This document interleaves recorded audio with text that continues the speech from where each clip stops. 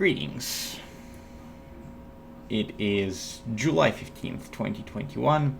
My name is Rarugu, and today I would like to talk to you about Grim Dawn, specifically how to build a character in Grim Dawn. This is an introductory guide to the basics of selecting skills on the devotion tree, picking affinities, and getting that solid information base in order to make your character feel tough and strong so that you can beat the challenges ahead of you when you play the game. And the reason why I want to create this guide is because I've seen that there's a small percentage of players that bested the game on the ultimate difficulty, so I decided why not lend a hand to those that may be struggling. So let's start up with some basics and what's important. Now, by all means, this is not, an end-all be-all guide, but I hope this will be helpful to those that are watching, and if it is, click the like button under the video and maybe even subscribe. In any event, when you build the character, what do we start with? What do you start with when you build a character? Step one, you need to choose what you want to do. Okay? You gotta choose, what do I want? What kind of character I want to play? In the case of my character, I wanted to wield a two-handed weapon. That's all I wanted to do. I wanted to play with a big two-handed melee weapon. And I focused building my character around that. So, in Grim Dawn, we have classes, and to supplement the classes and the skills that those classes use, we have devotions. This is a zoomed in version of the devotion tree. So what I'm going to talk about is how to, or which parts of the character you should focus on, and what would be appropriate for the ultimate difficulty, and how to select your skills on the devotion tree. So, what is really important? Your offensive and defensive rating should be around 3000 when you're on the ultimate difficulty. It helps you, the defensive rating helps you mitigate damage. Now, what you should try to do is to hover over the attributes inside of the inventory and the character sheet and show you what they do. So defensive ability should be around 3k, and offensive ability should also be around 3k. That's pretty simple. Your resistances should be capped. The cap is at around 80%. And in case of my character, when I select all of my skills and then go back to my inventory, everything except cold is capped. It probably will change as I find different gear, but in fact, I think if your resistances are about 25-30% over the cap, that is best, because it will compensate for the debuffs that the monsters cast upon you. They can cast some sort of a area of effect or some sort of a spell that might reduce your fire resistances or your poison resistances. So if you're over the cap, is going to help you quite a bit. The next piece of information that is important is the armor rating. Armor absorption should be at 100%, and you can get armor absorption from craftable components that you may find. You can find those components, you can also craft those components. For example, I have sacred plating on my shoulders, and sacred plating increases armor absorption by 12%, which basically means that, as the description says, the higher your armor rating, the less damage you will take from physical attacks.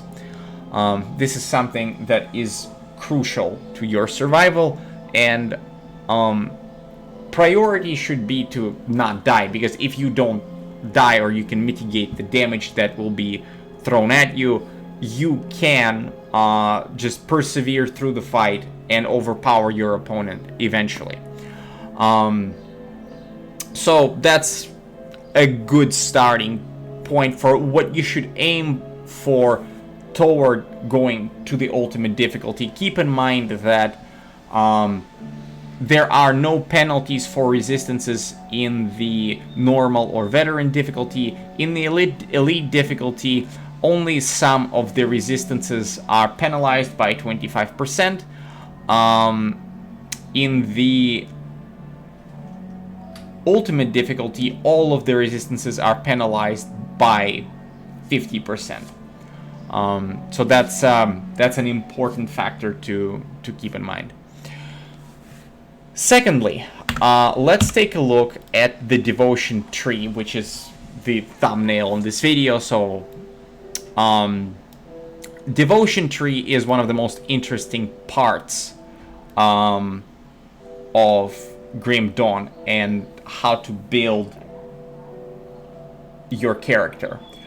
What I recommend you should do is that you pick, so once you pick your style, once you know what you want to do, you work backwards.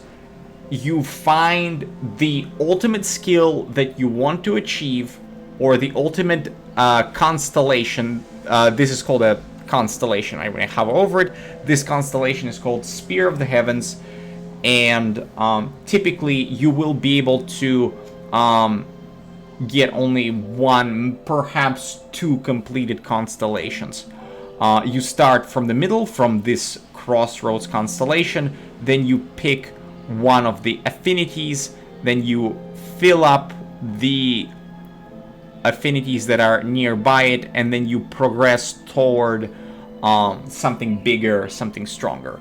So I will use my first character, the one that I've built, the level 100 warder, to describe this process. So step one, I said, okay, I want to have a two-hander in my hands, and I want to just bash my enemies with a big two-hander. And then I said, okay, I asked myself, which class works best for that?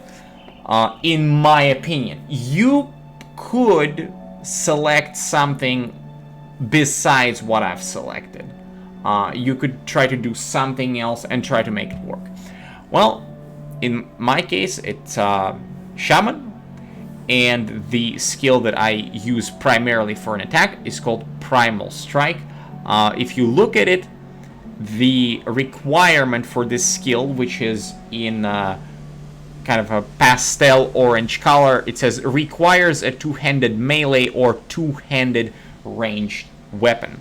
Typically in a game like Grim Dawn, if there is a restriction on a style, in this case it's a restriction for a two-handed weapon, there is going to be a trade-off. On one hand, Primal Strike cannot be used with a one-handed weapon, but on the other hand, it means that for a two-handed weapon, this skill is going to be a little bit more welcome and powerful. So when I picked Primal Strike, I looked at it and saw that the element on the Primal Strike is lightning, and when I advanced the skill tree, I noticed that the skill type, or the element, the damage type, continues to be lightning, which is considered to be a magical damage type. And based on that, I saw that for this particular shaman build that uses primal strike, I want electrocute damage and I want lightning damage. And when I went into devotion tree, I started mapping the path toward the Spear of the Heavens. And as I played, I switched the skills around to see what would work best, and I've gotten some advice from people on what is the best way to do so. So the efficient way to approach it is to use the search bar. Why is the search bar important? Search bar allows you to navigate the skill tree, the constellation, not tree, but more like the constellation arrangement. So when I looked at Spear of the Heavens, and I said, okay, Spear of the Heavens, when I look at it, it gives plus 80% lightning damage, and then some offensive ability, more offensive ability, then more lightning damage, and then more lightning damage. So I'm like, all right, how do I pick, how do I get to Spear of the Heavens? It has affinity requirement of 7 chaos and 20 of primordial. When you hover over the affinities on the left side, the constellations involved with those affinities are going to be highlighted.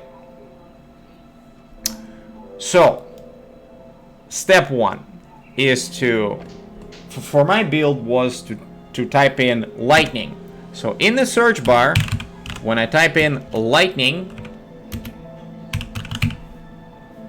I saw that there are a whole bunch of constellations that have lightning associated with them. There's this one, for example, Tempest, which I elected not to use, and the reason why I elected not to use Tempest is because you only have 55 devotion points. In terms of lightning, you can use the Ulthos, Shepherd of Storms constellation. You can use Tempest, and you can also use Spear of the Heavens. Because the amount of devotion points is limited, you have to make a choice. You cannot use Tempest and Spear of the Heavens and Ulthos, Shepherd of Storms, because the requirements, the affinity requirements for those constellations differ. You will not be able to do that. So for Tempest, it requires 5 ascendant affinity in order to be able to put in to put in the points into it. And for this particular build, I am using Widow constellation in order to reduce enemy resistances to lightning. Specifically, it has the arcane bomb skill is assigned to the primal strike, and what it does is it puts down a bomb on the ground, and that bomb, when it activates, it reduces the enemy's lightning resistance. And what that effectively means is that I multiply my overall damage output by 35%. That is a huge amount of damage multiplication. It's so this particular constellation would also be really good for a build that uses Aether damage, because damage multiplication is hard to come by. So as a note, right? You don't have to go for Spear of the Heavens. Spear of the Heavens is extremely heavy on the affinity requirement. It requires 20 primordial affinity in order to be able to put the points into it. So it lowers your flexibility. And I hope that when you create your own build, you're going to figure out that the beauty of this particular skill system is in the fact that you have to give up something, and you cannot have everything at once. So you have to make tough choices. If you can call, playing video game a tough choice. So something else to keep in mind when you pick your devotion points and where you allocate your devotion points. Make sure that you pay attention to what is a requirement for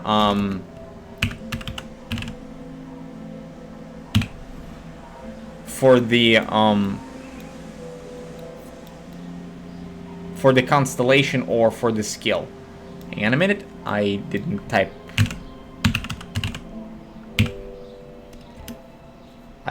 in the word correctly. Require. Whoops. Sorry about that. Requires. If I type in the word requires, you can see that some of the constellations have a highlighted red dot. And what that means is that in order for the effect within the constellation to be active, you must fulfill that requirement.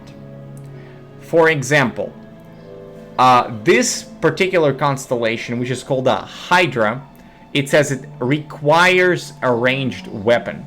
If you use a ranged weapon, then those bonuses will be active.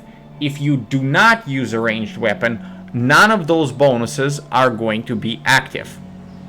Right? So if you put in bonuses into Hydra and you're using a melee weapon, you're out of luck. Well, not out of luck, but you made the wrong choice. Kraken, for example, says it requires a two-handed ranged or melee weapon to be used, which is perfect for my build. And in order to solidify this aspect in your mind, I am going to use a website which is called Grim Tools. The music in the background faded away because I exited the game and now I'm using the website. So this is a full constellation arrangement that is used on the website called grimtools.com. It is an excellent piece of web design that helps you put together a character. And for the purposes of demonstration, I've put in a few points into Hydra. And if you look at it, it says that for the first few points, it gives some offensive ability. And one of the nodes increases your attack speed, and also it gives you 4% attack damage converted to health. When I switch back to the character sheet for this specific character, right now I have a one-handed sword equipped, and as you can see, life steal is at 7%. This is just a regular one-handed sword. There is nothing else equipped on this character. When I switch to a ranged weapon, the life steal becomes 11%. And the reason why it becomes 11% is because now I have a ranged weapon equipped, and in my devotion tree it says that Hydra requires a ranged weapon in order to be active. So please, please, please, please, please do not make that mistake of using a constellation and not reading the requirement for what it needs. Another example is if I go to the first tab on the character sheet and switch back to the scrap to the melee weapon. If you look at my offensive rating, it's 1371. The moment I switch to a ranged weapon, the offensive ability is going up, and the reason why it is going up, it is because the Hydra bonuses became active. I just switched back into the game, so the music came back and all that. But actually, I'll just I'll switch back again, right? So this character is not my in-game character. It's just something I used on grimtools.com to show you how the skill tree functions, how the constellations function. So in this character's skill tree, I've just selected a Hydra, and the Hydra is currently active. So when I looked at the character sheet, I demonstrated that it is true, right? That the offensive ability and then the lifesteal does change based on what type of weapon you have equipped, whether it is melee or ranged. Okay, so once again, when you start playing, you choose what is it that you want to pick, right? What style you want to play.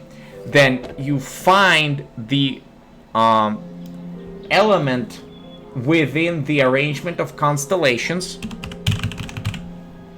that supports your build. You find that constellation, and then you fulfill the requirements for that constellation. And that's pretty much it. I'm not going to speak more on that subject in this particular video. I just would like to make sure that when you make your build, you utilize the search bar and you pay attention to the text inside of the constellation that has a requirement on it, so that you do not mispick your constellations, that you don't waste your devotion points. What you can also do, something that is important to note, is that once the constellation becomes active, the affinity points are going to be assigned permanently. For example, this constellation, which is called a Revenant, it has a complete constellation bonus of 1 chaos and 1 primordial. And this is primordial. So when you activate the constellation, when you fill it up completely, the affinities, the affinity points are going to be there permanently. And if you think you can take out some of the devotion points from the Crossroads constellation or from some other constellation and redistribute them to make it more comfortable for you and to make your build a little bit more aggressive or a little bit more survivable, then you should definitely do that. The way you do this is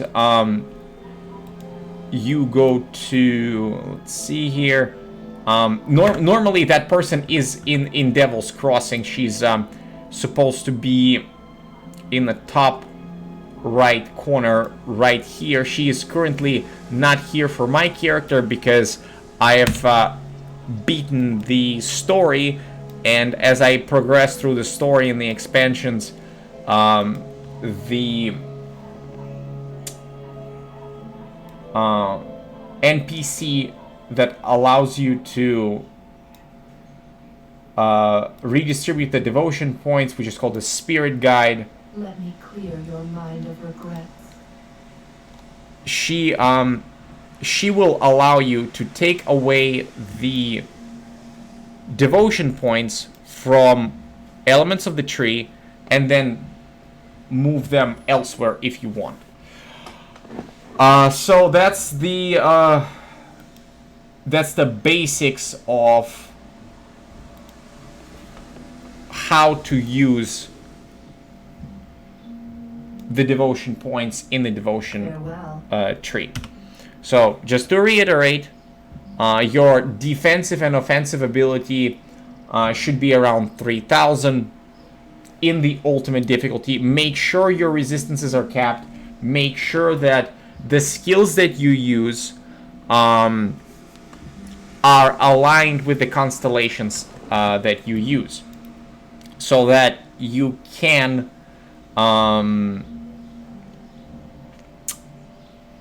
utilize the constellation points efficiently. And to demonstrate that my build does work, I will go to one of the areas, which is Lost Oasis. It's one of the ending areas of the expansion, and I'll just fight some mobs. So when I start, bashing the monsters, they seem to be swarming around, but as you can see, my life bar is barely moving.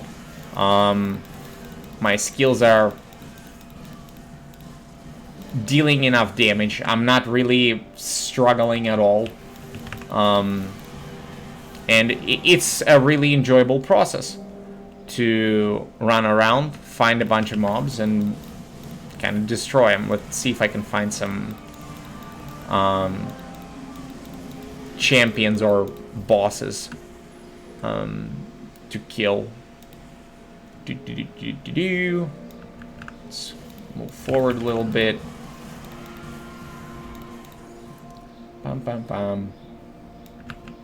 Kind of strange. There should be some bosses nearby.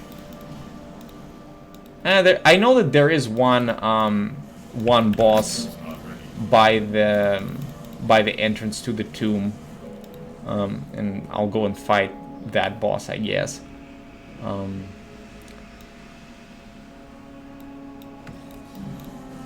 Oh well. Let's see. Aha! So this is a treacherous domain where you get buffs for the enemies and debuffs for yourself, or sometimes you get like a buff and a debuff, so it's a more difficult area, and monsters are typically much higher level than you are, but as a result you do get more loot. So here we are. There's a boss, and I'm kind of smashing him over the head, but I'm not feeling that much pressure in terms of as I fight the monster, right? So let's go into a bit of a dangerous situation where there's a totem right here, and when I activate the totem, a whole bunch of mobs are going to pop out, and it is possible that I will die, but I think that my character is solid enough to not die, So here we are. We pop the totem, and we start bashing them. The life bar is not really moving because we're able to regenerate the life as we deal damage. And there we go. We cleared the totem. There is a whole bunch of blueprints and a legendary item, and yeah, good stuff. So this is the level 100 plus monsters in the Tomb of the Heretic with this particular build.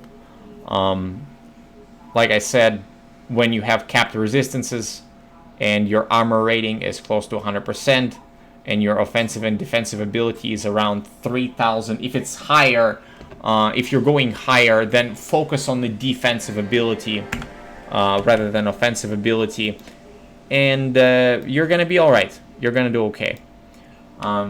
So that's pretty much the introductory guide to how to build a character and how to use the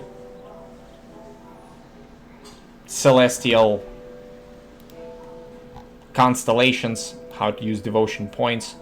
The variety of builds in this game is staggering. I will be creating other characters. The next character that I will build is going to be using a chaos damage, because that's what I want to do, and it's going to be primarily a ranged character. So when I build it, I'm going to do this. I'm going to come in and type in ranged, and when I type in ranged, you can see that the Hydra is all lit up. So I'm definitely going to be, well, I'm likely going to be using Hydra because it has some good damage, and it has life leech. So it may or may not be built around it. It's possible that I won't use it. We shall see. But definitely it's going to be focused around chaos. And yeah, it's been a pleasure for me to make this guide. I hope you enjoyed it, and if you did, click the like button because it's going to help the YouTube algorithm, and share it with other people that do like Grim Dawn, or maybe are considering playing Grim Dawn. I think this will help them out as well. And you can watch me play this game live and other RPGs on twitch.tv/Rarugu. The links to my Twitch channel and other social media are below. You can find me there, you can connect with me, and if you have any questions, leave them in the comments. And if you have some sort of additions that you would like me to make, or you would like me to discuss a certain aspect of Grim Dawn that you're confused about, I'll make a video about that too. So I hope this helps you out, and I'll see you in the world of Grim Dawn, and we can hopefully play together. So good luck, have fun, and take care.